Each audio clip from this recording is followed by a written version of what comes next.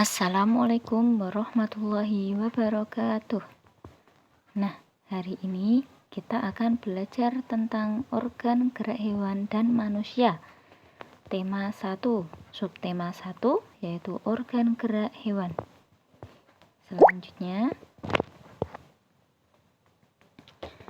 kita belajar tentang IPA dan bahasa Indonesia dulu ya. Kemarin kita sudah belajar sedikit tentang yang IPA dan juga yang bahasa Indonesia. Nah, yang IPA ini tentang gerak. Nah, apa sih gerak? Nah, gerak adalah perubahan posisi sebagian atau seluruh tubuh. Nah, organ gerak berfungsi untuk melakukan berbagai aktivitas seperti berjalan, berlari, melompat, memegang sesuatu, berenang, dan sebagainya.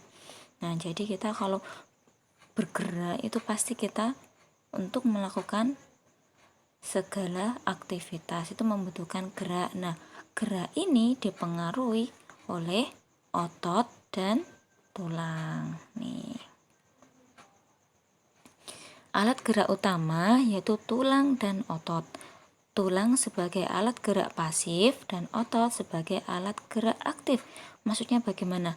Nah, tulang ini kalau nggak ada otot nggak akan bisa bergerak.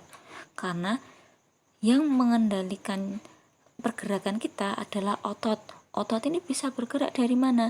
Dari perintah otak. Seperti itu. Makanya otot ini disebut alat gerak yang aktif, sedangkan tulang itu alat gerak pasif. Tulang nggak akan bisa bergerak kalau tidak ada otot, seperti itu. Tapi begitu juga sebaliknya. Ada otot tidak ada tulang, ya nggak bisa. Bayangkan manusia nggak punya tulang, nah bentuknya seperti apa? Nah itu kan nggak bisa. Nah, ini otot tersusun dari serabut aktin dan miosin yang membentuk aktomiosin yang membuat otot bergerak. Nah, ini pembentuknya ada namanya aktin dan miosin. Ini otot ini kaitannya nanti langsung perintah langsung dari otak seperti itu. Oke, lanjut. Nah, tugas yang kemarin kita sudah belajar tentang alat gerak hewan. Nah, hewan dikelompokkan dalam 2 kelompok besar, yaitu kelompok vertebrata atau bertulang belakang dan avertebrata atau tidak bertulang belakang. Ada kata a di depannya, itu artinya tidak, gitu ya. Atau invertebrata itu juga tidak bertulang belakang. Ada kata a itu artinya tidak. Nah, hewan vertebrata ini terdiri dari Pisces atau ikan-ikanan. Nah, ini bergerak menggunakan sirip dan ekor. Contohnya ikan apa? Ikan lele, ikan nila, apalagi ikan gurame dan sebagainya. Itu menggunakan sirip dan ekor. Sirip untuk berenang, ekor itu untuk menyeimbangkan tubuh dan mau ke arah mana, sebagai mau belok ke kanan atau belok ke kiri, naik ke bawah, naik atau turun, itu menggunakan ekor, seperti itu. Yang kedua ada amfibi atau hewan yang hidup di 2 alam. Ini contohnya ada katak. Nah, ini menggunakan kaki. Selanjutnya ada reptil atau hewan melata. Jadi namanya reptil itu yang melata, glosot-glosot seperti itu ya. Contohnya ini ada buaya. Nah, ini buaya itu menggunakan kaki. Terus ada ular. Ular itu menggunakan otot perut. Makanya kalau misalnya ada ular itu biasanya dikasih garam. Kenapa? Karena ketika bergerak si ular ini menggunakan perutnya. Perutnya ini mengeluarkan seperti lendir atau ada rongga-rongganya itu yang nanti kalau terkena garam akan terasa perih. Makanya kalau ada ular itu takut sama garam. Seperti itu, karena akan terasa sakit. Selanjutnya ada contoh lain, ada penyu, itu menggunakan kaki dayung. Jadi kakinya itu bentuknya seperti dayung. Kalau kalian pernah melihat orang berenang menggunakan itu yang dipasang di kaki dayung, nah itu seperti itu. Selanjutnya ada aves atau burung-burungan, itu menggunakan sayap dan kaki. Contohnya burung apa? Ya banyak namanya burung ya. ada burung hantu, ada burung kakak tua, ada burung apa lagi, banyak sekali. Contoh lain lagi itu ayam. Ayam itu termasuk aves karena punya sayap walaupun nggak bisa terbang. Nah, selanjutnya ada burung unta. Nah, unta itu juga termasuk burung walaupun punya sayap tapi tidak bisa terbang, sama seperti ayam. Nah, ini ketutupan yang nggak terlihat. Ada mamalia atau hewan menyusui, itu menggunakan kaki. Kebanyakan menggunakan kaki. Contohnya apa? Ya mamalia, ada sapi, ada kambing, ada apa lagi? Gajah dan sebagainya. Tapi ada juga hewan mamalia yang menggunakan sirip dan ekor untuk bergerak, yaitu ikan paus dan lumba-lumba. Karena paus dan lumba-lumba ini masuk kategori mamalia walaupun hidupnya di air. Nah, ini yang kedua. Selanjutnya ada namanya avertebrata atau ingat itu artinya tidak bertulang belakang, tidak punya tulang belakang. Kalau ada yang masih bingung tulang belakang itu yang gimana sih Bu? Coba kalian raba punggung kalian. Ada tulang, ada yang keras-keras itu yang di belakang kalian pegang, itu namanya tulang belakang. Nah, kalau hewan yang punya tulang belakang itu pasti ada tulang di punggungnya. Seperti itu. Kalau yang tidak punya biasanya itu kenyuk-kenyuk gitu ya kalau dipegang karena nggak punya tulang belakang. Contohnya apa? Cacing. Nah, ini cacing. Cacing bergerak menggunakan apa? Menggunakan otot perut. Nah, nggak pakai kaki ya kalau cacing ya. Selanjutnya contoh lain ada serangga. Contohnya ini belalang, kupu-kupu itu kan masuk serangga, itu menggunakan kaki dan sayapnya. Seperti itu. Sayap ketika terbang dan kaki ketika berada di darat atau ketika hinggap di daun atau di mana, seperti itu.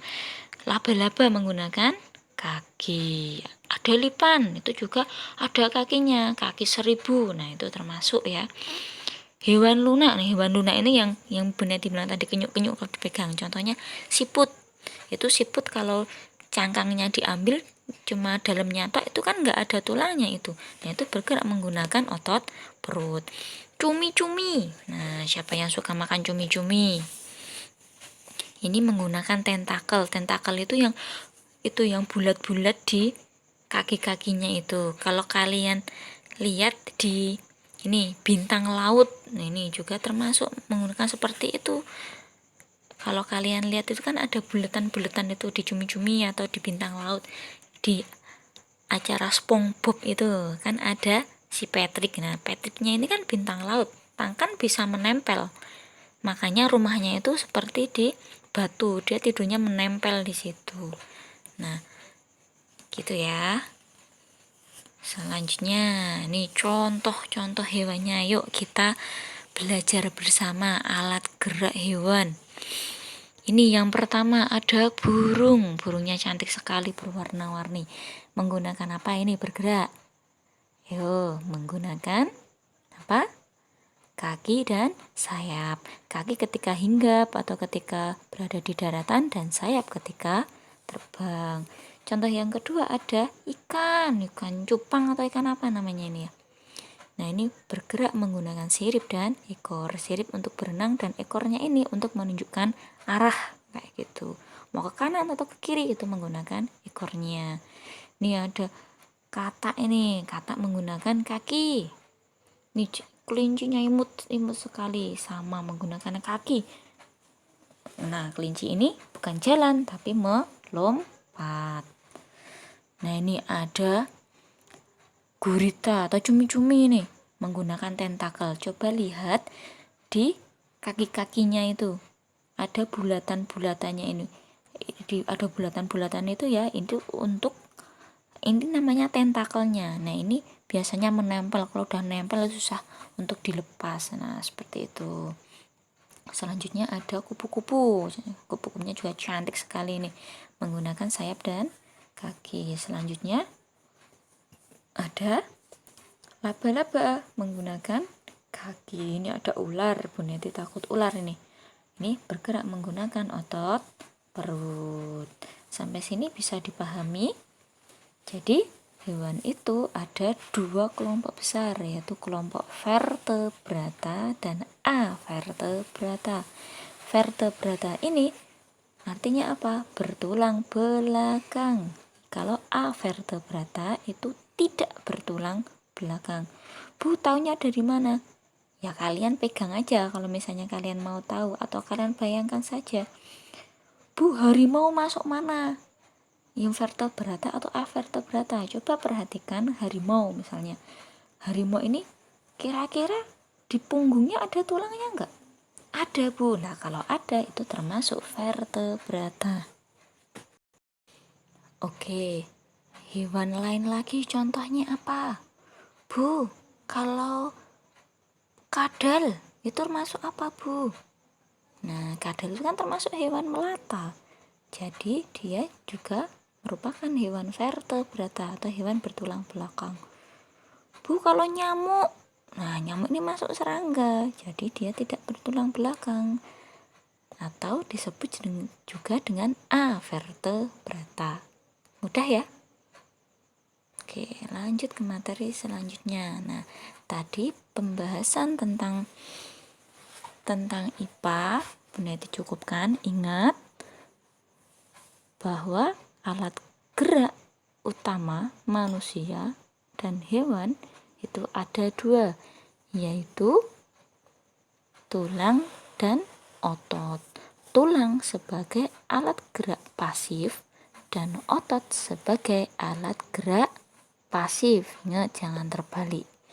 Selanjutnya ada dua kelompok hewan besar, yaitu vertebrata dan avertebrata, yang masing-masing mempunyai alat geraknya sendiri-sendiri. Oke, selanjutnya sekarang bahasa Indonesia.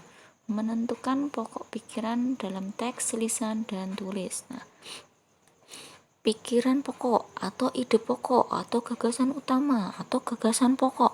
Nah, itu apa sih? Ya, ini maksudnya apa? Ya, menjadi pokok pengembangan suatu paragraf. Letaknya di kalimat utama. Nah, kalimat utama sendiri itu terletak di awal atau di akhir paragraf. Ada juga yang terletak di awal dan juga di akhir paragraf.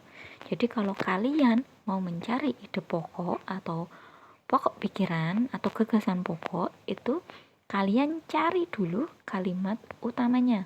Kalimat utama biasanya di awal atau di akhir. Seperti itu.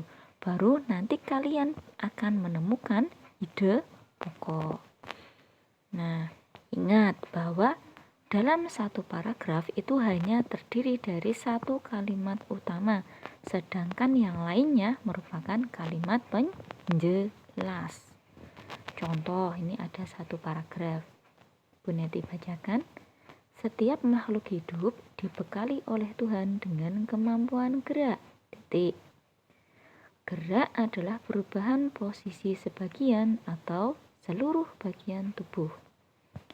Ada makhluk hidup yang bergerak aktif, namun ada juga yang bergerak pasif. Ini contohnya. Nah, ingat bahwa untuk mencari pokok pikiran atau ide pokok itu kita harus mencari dulu kalimat utamanya. Nah, kalimat utamanya yang mana, Bu? Nah, kalian cek. Biasanya berada di awal atau di akhir. Walaupun terkadang ada di awal, di akhir, bahkan ada juga yang ada di tengah paragraf, tapi itu jarang. Biasanya kalau nggak di awal ya di akhir. Nah, nih kalimat utamanya yang kalimat pertama. Setiap makhluk hidup dibekali oleh Tuhan dengan kemampuan gerak. Itu kalimat utamanya. Jadi kalimat utama namanya kalimat itu dari awal sampai titik, itu namanya kalimat. Nah, itu harus sampai titik, dari mulai setiap makhluk hidup sampai kemampuan gerak, titiknya jangan sampai lupa. Ide pokoknya yang mana? Nah, ide pokoknya yang ini. Makhluk hidup memiliki kemampuan gerak atau makhluk hidup dibekali kemampuan gerak. Intinya saja ide pokok itu intinya saja seperti itu. contoh yang lain. Nih, manusia dan hewan memiliki dua alat gerak utama, yaitu tulang dan otot. Tulang disebut alat gerak pasif, sedangkan otot disebut otot disebut alat gerak aktif. Maaf, berarti salah ya, ini ya bukan tulang tapi alat gerak aktif. Tulang dan otot saling bekerja sama dalam melakukan pergerakan. Nah, untuk mencari ide pokok kita harus tahu dulu kalimat utamanya. Ada di awal atau yang di akhir? Yuk kita lihat bersama. Nih, kalimat utamanya ada di kalimat yang pertama. Manusia dan hewan memiliki dua alat gerak utama, yaitu tulang dan otot. Ingat, kalimat utama itu harus sampai titik semuanya ditulis. Nah, berarti yang kalimat selanjutnya merupakan kalimat penjelas. Gitu ya. Selanjutnya, ide pokoknya yang mana? Ide pokoknya tulang dan otot alat gerak utama manusia dan hewan. Ini cuma dibalik sama aja. Atau misal Bu bingung Bu, mau dibuat manusia dan hewan memiliki manusia dan hewan mempunyai tulang dan otot sebagai alat gerak utama. Boleh. Intinya sama gitu ya.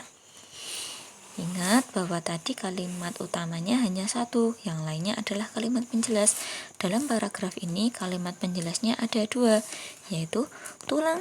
Yang ini tulang disebut alat gerak pasif, sedangkan otot disebut alat gerak aktif. Kalimat penjelas yang kedua, tulang dan otot saling bekerja sama dalam melakukan pergerakan. Jadi besok kalau diminta untuk mencari kalimat penjelas, nggak usah bingung.